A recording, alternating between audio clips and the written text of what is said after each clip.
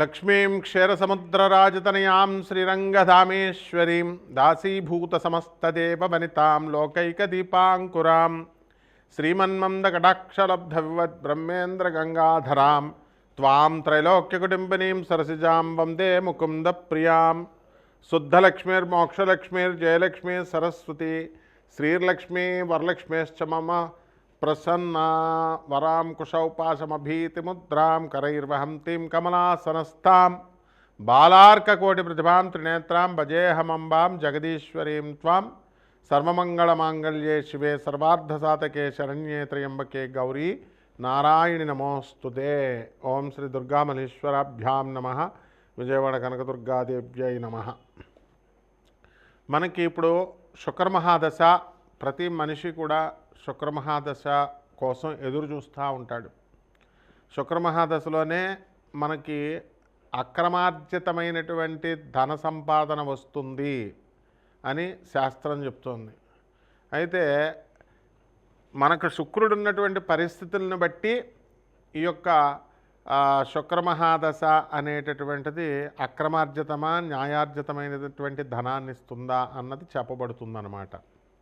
అలాగే ఇప్పుడు ప్రస్తుతము డిసెంబర్ 5, 2025 సంవత్సరం నుంచి ఫిబ్రవరి 1వ తేదీ 2026 సంవత్సరం వరకు కూడా శుక్ర మోఢమే జరుగుతోంది. అంటే మనకి ధనాన్ని ఇచ్చేది, భార్యనిచ్చేది, స్థలాలనిచ్చేది, ఇల్లుల్నిచ్చేది, సుఖ సంతోషాలనిచ్చేటటువంటి ఆ శుక్రుడే బలహీనుడైపోయాడు, అస్తంగత్వగతుడయ్యాడు. అంటే రవితో యూనియన్, రవితో కలిశాడు. కలవడం వల్ల ఏమవుతుందంటే ఈ రవి పెద్ద గ్రహం, చాలా బ్రైటర్ గ్రహం, చాలా లైట్ ఎక్కువ కదండి మనకి. ఈ శుక్రుడేమో కొంచెం కాంతి తక్కువ ఉన్నటువంటి గ్రహం. ఇప్పుడు బయట పట్టపగలు 12 గంటలకి మనం 200 వాట్ల బల్బు పెట్టామనుకోండి, ఎంత వెలిగిస్తున్న 200 వాట్లు ఆ పగలు అసలు ఏం కనబడదు. మనకు సూర్యుడి కాంతి ముందు అది కళావిహీనం అవుతుంది. అదేవిధంగా మనం అదే లైట్ని చీకటి గదిలో పెడితే 200 వాట్లు అంటే బ్రహ్మాండంగా గది అంతా కనబడుతుంది. అంటే ఏమైందనమాట, సూర్యకాంతి ఆ యొక్క 200 వాట్ల లైట్ని లాగేసింది. అదేవిధంగా మనకి ఈ శుక్రమోఢమిలో ఈ రవి ఏం చేస్తాడంటే మొత్తం శుక్రుడి యొక్క ఎనర్జీని, శుక్రుడి యొక్క శక్తిని, శుక్రుడి యొక్క కాంతిని అంతా లాగేసి శుక్రుడిని బలహీనుని చేసేస్తాడు. దాంతో శుక్రుడు ఏమి చేయలేని నిస్సహాయ పరిస్థితిలోకి వచ్చేస్తాడు. ఆయనే నిస్సహాయ పరిస్థితిలోకి వచ్చినప్పుడు మనకేమిస్తాడండి ఆయన? మన ఫ్రెండ్ అప్పు అడుగుతాం మన ఫ్రెండ్ దగ్గరే డబ్బులు లేవనుకోండి, ఇంక మనకేమిస్తాడు ఆయన? ఆ విధంగా ఆ శుక్రుడు బలహీనమైపోతాడు. కాబట్టే మూఢాల సమయంలో మనము వివాహాలు చేయకూడదు అంటారు. ఎందువలనంటే ఆ అమ్మాయికి ఆ అబ్బాయికి చూడగానే పరస్పరం ఆకర్షణ కలగాలి, మ్యూచువల్ అట్రాక్షన్ ఉండాలి, ఒకళ్ళ మీద ఒకళ్ళకి పరస్పర గౌరవభావం ఉండాలి. ఇది వీడు మొగుడు, నాకు నేను రెస్పెక్ట్ ఇవ్వాలి, గౌరవాన్ని ఇవ్వాలని ఉండాలి. అంతేగాని ఏంట్రా అంటే ఏంటి నువ్వు చెప్పేది నాకు అంటే ఆకర్షణ లేనట్టు అనమాట. అలాగే mutual respect, mutual confidence. Phone ఏదన్నా వచ్చి మాట్లాడుకుంటున్నాడు అనుకోండి, పాపం ఎవరు దేంతో మాట్లాడుతున్నావు అని ఆ అమ్మాయి రోజు అడుగుతుంటే, ఎక్కడికైనా ఆఫీస్ నుంచి లేటుగా వచ్చినా, బయటికి వెళ్ళినా ఇవన్నీ కూడా ఎక్కడికి వచ్చావు, దేంతో ఉన్నావు, నువ్వు దేంతో కులుకుతున్నావు, ఇలాంటి ప్రశ్నలు వేస్తే వాడికి జీవితాంతము కూడా నరకమే. కాబట్టి ఇవన్నీ కూడా ఎప్పుడు జరుగుతాయంటే శుక్రబలం లేనప్పుడు భార్యే ఇలా అడుగుతూ ఉంటుంది. ఇంకా వాడికి ఎలా కనబడుతుందంటే భార్యే శత్రువు కింద కనబడుతుంది. పోనీ ఏదో కొన్ని రోజులు అడిగితే ఏదో పోన్లే, బయట వాళ్ళు అయితే కొన్ని రోజులు అడుగుతారు ఏదో అనుకోవచ్చు. ప్రతిరోజు, ప్రతి సంవత్సరము, ప్రతి నెల ఇంకా అలా జీవితాంతం ఎత్తుపొడుపు మాటలతో వీడు భరించలేక విడాకులకు వెళ్ళిపోతారనమాట, భార్య అయినా భర్త అయినా. ఇదే శుక్రుడు వీక్గా ఉంటే.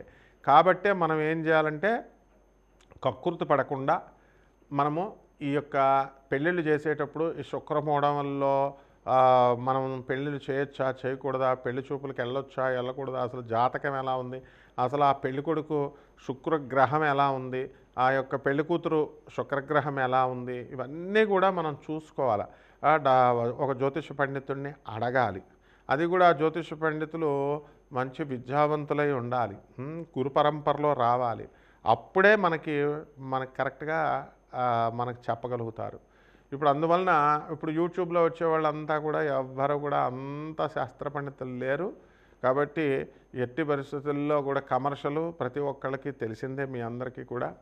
అందువలన మనకి జ్యోతిష్యం అడగాలంటేనే భయపడేటటువంటి విధానంలో మన భక్తులందరూ కూడా ప్రేక్షకులందరూ ఉండడం, ప్రజలు ఉండడం జరుగుతోంది. కాబట్టి మనం మరి ఏం చేస్తారు, మీరు కూడా డబ్బులు ఇవ్వరు కదమ్మా, ఊరికనే జ్యోతిష్యం ఒకటి, తర్వాత ఈ యొక్క సంగీతం ఒకటి, ఇవన్నీ కళలన్నీ ఫ్రీగా చెప్పాలని అనుకుంటారు. అసలు గురువుగారి దగ్గర ఫ్రీగా చెప్పించుకోకూడదు, పంతులు గారి దగ్గర ఫ్రీగా చెప్పించుకోకూడదు అనే విషయం మర్చిపోయారు. కాబట్టి వీటి వల్ల శాస్త్రానికి చెడ్డ పేరు. అందువలన ఇది కూడా శుక్రదోషమే. అంటే గురువు పట్ల నమ్మకం విపరీతంగా ఉండాలి. అందువల్లనే మోడర్న్ సైన్స్ని, నాసా లైవ్ రిపోర్ట్స్ని బట్టి మనం చూసి జాతకాలు చెప్తాము. అలాగే ప్రాచీన జ్యోతిష శాస్త్ర మా గురుదేవుల యొక్క పరంపర నుంచి మధురకృష్ణమూర్తి శాస్త్రి గారు, మా గురువు గారులందరూ కూడా, మరి సూర్యశ్రీ సిద్ధాంతి గారు పాలకొల్లు, అలాగే మనకి సుసర్ల దుర్గాప్రసాద్ గారు రాజమండ్రి, ఇలా మంచి గురువులు ఉండేవారు. చల్లా రామగణపతి శాస్త్రి గారు రాజమండ్రి, చల్లా గణపతి శాస్త్రి గారు అన్నదమ్ములు ఇద్దరు కూడా రాజమండ్రి, వీళ్ళంతా కూడా. ఒక సూర్యశ్రీ సిద్ధాంతి గారు మాత్రం పాలకొల్లు. ఇలా రేలంగి గారు, నేమాని గారు, వీళ్ళంతా మహానుభావులు ఉండేవారు. పెద్ద తరం అదంతా వెళ్ళిపోయింది. ఇప్పుడు ఆ పరంపరలో మనకి మోహన్ పబ్లికేషన్స్కి వచ్చి వీళ్ళంతా కూడా పుస్తకాలు కొనడం, వెళ్ళడం, గొల్లపూడికి, రాజమండ్రిలో మాకు ఆ యొక్క సాహచర్యం దొరికింది. దానివల్లే లాస్ట్ 10 years మా మధురకృష్ణ శాస్త్రి గారు ఎంత జ్యోతిష దిగ్గజం అంటే, శకుంతలాదేవి కూడా లాస్ట్ 10 years ఆమె ఇండియన్ ఆస్ట్రాలజికల్ సొసైటీకి ప్రెసిడెంట్గా మా మధురకృష్ణ గురువు గారు ఉన్నప్పుడు ఇండియన్ ఆస్ట్రాలజికల్ సొసైటీ ప్రెసిడెంట్గా ఆ శకుంతలాదేవి గారు కూడా వచ్చేవారు. ఆంధ్ర యూనివర్సిటీకి వెళ్తూ రాజమండ్రి ఉమారామలింగ కళ్యాణ మండపంలో మేము జ్యోతిష సదస్సులు నిర్వహించేవాళ్ళం. మరి అలాగే బెంగళూరు వెంకటరామన్ గారు, ఇటువంటి లెజెండ్స్ అనమాట వీళ్ళంతా జ్యోతిష శాస్త్రంలో. వాళ్ళు వచ్చి చెప్పేవారు. కాబట్టి మేమంతా చిన్నతనం నుంచి మా గురువుగారి దయ వల్ల వీళ్ళందరికీ కూడా మేము థీసిస్ సబ్మిట్ చేస్తూ సేవలు చేసుకునే మహద్భాగ్యాన్ని మా గురుదేవులైనటువంటి మధురకృష్ణమూర్తి శాస్త్రి గారు మాకు కల్పించారు. కాబట్టి వారి యొక్క మా మధురకృష్ణమూర్తి శాస్త్రి గారు ఎవరండి, ఆ తరం వాళ్ళు ఎవరు కూడా కమర్షియల్గా ఉండేవారు కాదు. కాబట్టి మనం అదే పరంపరను కొనసాగించాలి. కాబట్టి నాన్ కమర్షియల్ ఆస్పెక్ట్తో మనం జ్యోతిష్యంలో ఎవరికైతే కావాలనుకుంటున్నారో సందేహాలు, అటువంటి వాళ్ళందరూ కూడా వాళ్ళ యొక్క పూర్తి జాతకాన్ని మన ద్వారా తెలుసుకోవచ్చు. అంటే కంప్లీట్గా వాళ్ళ డేట్ ఆఫ్ బర్త్ అవి ఇవ్వాలి, ఇచ్చి వాట్సాప్ చేయండి. నాకు ఫోన్ చేస్తే మేము బయట ఉంటాము, ఎత్తలేము. సో అమెరికా మన ఆఫీసు. డబ్బుల కోసం ఏం భయపడద్దు, డబ్బులు కాదు. మనకు కావాల్సింది ఏంటంటే జగద్గురువులైనటువంటి స్వామి వివేకానంద, రామకృష్ణ పరమహంస, ప్రభాత్ రంజన్ సర్కార్, ఆనందమూర్తి గారు, రమణ మహర్షి, ఇటువంటి మహర్షుల దగ్గరికి మిమ్మల్ని నేను ఒక పోస్ట్ మ్యాన్ లాగా మిమ్మల్ని డ్రైవ్ చేస్తూ తీసుకెళ్ళడమే మేము జ్యోతిష్యం చెప్పడంలో ఉద్దేశం. కాబట్టి నేను ఒక ప్రొఫెసర్గా మరి ఈ యొక్క ఆనంద మార్గాకి ఆశ్రమానికి 200 దేశాల్లో మా యొక్క బ్రాంచీలు ఉన్నాయి. 300 బ్రాంచీలు ఇండియాలో ఉన్నాయి. అనాథ పిల్లల్ని మేము పోషిస్తాము. అలాగే స్కూల్లో చాలా తక్కువ ఖర్చుతో మేము మా స్వామీజీలందరూ కూడా 10,000 మంది స్వామీజీలు అందరూ కూడా చూసుకోండి. ఆనంద మార్గ ఆశ్రమం అని గూగుల్ చేయండి, యూట్యూబ్లో చూడండి, అన్నీ ఉంటాయి. అంత ఇంటర్నేషనల్ సొసైటీ అది. కాబట్టి మీరంతా కూడా కక్కుర్తి పడద్దు ఈ శుక్రగ్రహం గురించి తెలుసుకోవడానికి. ఆ శుక్రగ్రహం యొక్క ఫలితాల గురించి, మీకు ఇచ్చేటటువంటి ప్రతికూల ఫలితాల, ఇవన్నీ కూడా మనం తెలుసుకుందాం. కాబట్టి మన ఛానల్కి చక్కగా సబ్స్క్రైబ్ చేయండి, లైక్ చేసుకోండి. మరి చక్కగా మీరందరూ కూడా మరి మౌర్య, మరి దత్తు, ఇలాగా మా వేణు, వీళ్ళంతా కూడా ఏదో వాళ్ళ తోచిన రీతిలో మీకు సేవలు చేస్తున్నారు. కాబట్టి ఉపయోగించుకోండి. మిగతా జ్యోతిష్కుల సంగతి నాకు తెలియదు, కానీ మనమైతే నాన్ కమర్షియల్ కాబట్టి జాగ్రత్తగా చూసుకోండి. ఇక శుక్రగ్రహం ఏ విధంగా 12 రాశుల వారికి, ఈ ద్వాదశ రాశుల వారికి అందరికీ కూడా ఏ రాశుల వారికి ఎలా చేస్తుంది అన్నది విడివిడిగా మనం ఒక్కొక్క రాశిని మనం చూసి తెలుసుకుందాం. వృశ్చిక రాశి, అసలే వృశ్చిక రాశి పాపం నరేంద్ర మోడీ గారిదండి. పాపం ఆయన మొత్తం భారతదేశాన్నే పరిపాలిస్తున్నా సరే రకరకాల సమస్యలు. మోడీ గారికే సమస్యలు, ఇంకా మామూలు వాళ్ళకు ఉండవా? కాబట్టి వృశ్చిక రాశి వాళ్ళు బాధపడకండి. మీ మీద పగబట్టేసిన రాహుగ్రహం అర్ధాష్టమం, శని పంచమం, గురుడు అష్టమం, ఇంకేం చేస్తారు మీరు పాపం. అందువల్ల శుక్రుడు మిమ్మల్ని రక్షించేవాడు శుక్రుడు ఉన్నాడు. కాబట్టి ఆ శుక్రుడు కూడా వీక్ అయిపోయి ఫిబ్రవరి 1వ తేదీ వరకు 2026 సంవత్సరం వరకు ఉన్నాడు. కాబట్టి కాస్త శుక్రుడు వచ్చేంత వరకు ఏమీ బాధపడకండి, పనులు అవ్వట్లేదని. ఉద్యోగాల్లో బ్రహ్మాండంగా మీరు సాధిస్తున్నారు, ఆదాయాలు బ్రహ్మాండంగా పెరుగుతాయి. కాబట్టి ఖర్చులు కూడా బ్రహ్మాండంగా ముందుకు వెళ్ళడం అనేటటువంటిది జరుగుతుంది. బంధువులతో హాయిగా తీర్థయాత్రలు ఇవన్నీ కూడా మీరు తిరుగుతూ ఉంటారన్నమాట. ప్రభుత్వ సంబంధం నుంచి మీకు కొన్ని శుక్రమహాదశ వల్ల కొన్ని లాభాలు జరుగుతాయి. ముందు ఈ మెంటల్ టెన్షన్ పోవాలి, ముందు ఈ అర్ధాష్టమ రాహు పోవాలి. అప్పుడు దాకా 25 నవంబర్ 2026 సంవత్సరం వరకు మీరు ఏ పని చేసినా కూడా భ్రష్టత్వం అన్నట్టుగా చేసేస్తాడు. మెంటల్ టెన్షన్, మీరు మంచి చేసినా సరే చెడు అన్నట్టు ఉంటుంది. పిల్లలు రాక్షసులై మీకు ఈ ఏడిపించడం జరుగుతుంది. అండ్ వృశ్చిక రాశి వాళ్ళు కొత్త కొత్త స్నేహాలు అనేటటువంటివి వచ్చేస్తాయి. పాత స్నేహితులు మంచోళ్ళైనా సరే వాళ్ళని వదిలేసి వాళ్ళని అపార్థం చేసేసుకొని మీరు కొత్త కొత్త స్నేహాలు చెడ్డోళ్ళతో చేస్తున్నారు. అటు చెప్పినా మీకు ఎక్కడదో ఇప్పుడు చెప్పడం కూడా వేస్ట్. అందువల్ల మోసపోవాలి. మీరు మోసపోయిన తర్వాతే అప్పుడు కరెక్ట్గా ఎవరం క్షవరం అయిన తర్వాత ఎవరం వచ్చిందనేటటువంటి సామెత ప్రకారంగా మీకు ఉంటుంది. అండ్ ఆదాయాలు ఎలా ఉంటాయంటే ఆదాయాలు బ్రహ్మాండంగా పెరుగుతాయి.